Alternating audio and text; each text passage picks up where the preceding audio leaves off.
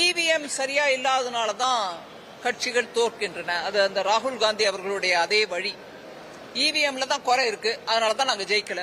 கர்நாடகாவில் ஜெயிச்சாங்க, ஹிமாச்சல் பிரதேஷ்ல ஜெயிச்சாங்க, அப்ப இவிஎம்ல குறை இல்லை. ஏன் டிஎம்கே இங்க ஜெயிச்சிச்சு, அப்ப இவிஎம்ல குறை இல்லை. ஆனா எதிர்கட்சியோ பிஜேபியோ ஜெயிச்சுட்டா அது இவிஎம்ல குறை. இப்ப அந்த வாக்கு செல்லுபடியா இருந்தது. அதனால அதுல இருந்து மூவ் ஆயிட்டு அடுத்தது என்ன சொன்னாங்க, நீங்க ஈடிய அரசியல் ரீதியா உபயோகிக்கிறீங்க, எதிர்கட்சியை எப்ப பாரு குவெஸ்டின் பண்றீங்க, சர்வே பண்றீங்க, சர்ச் பண்றீங்க, அரெஸ்ட் பண்றீங்க, கோர்ட்டுக்கு இழுக்கிறீங்க அப்படின்னாங்க. அதையுமே கோர்ட், சுப்ரீம் கோர்ட் மூலமா திருப்பி சொல்றாங்க, இல்லைங்க கேஸ் இருக்கு, வந்திருக்குது.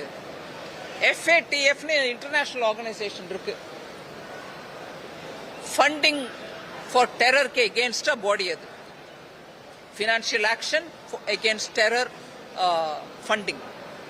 அவங்க சொல்றாங்க இடி ஆக்ஷன் எடுத்ததுனால தான் நிறைய இந்த மாதிரி ஃப்ராட் பண்ணவங்களோட சொத்தை அபகரிச்சு லாஃபுல்லி எடுத்துக்கிட்டு அதை ஏலத்துல விட்டு அதுல இருந்து வரக்கூடிய பணம் பேங்குக்கு எங்க கடன் வாங்கி அவங்களை ஏமாத்தினாங்களோ அந்த பேங்குகளுக்கு திருப்பி போய் சேர்க்கப்பட்டது. ரெஸ்டிடியூஷன் அது நடக்குதுன்றத உலக அளவில் இன்னைக்கு பிரேஸ் பண்றாங்க.